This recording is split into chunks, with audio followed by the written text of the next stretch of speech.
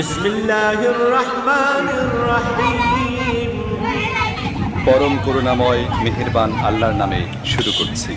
আর Rahman আল্লামাল কুরআন।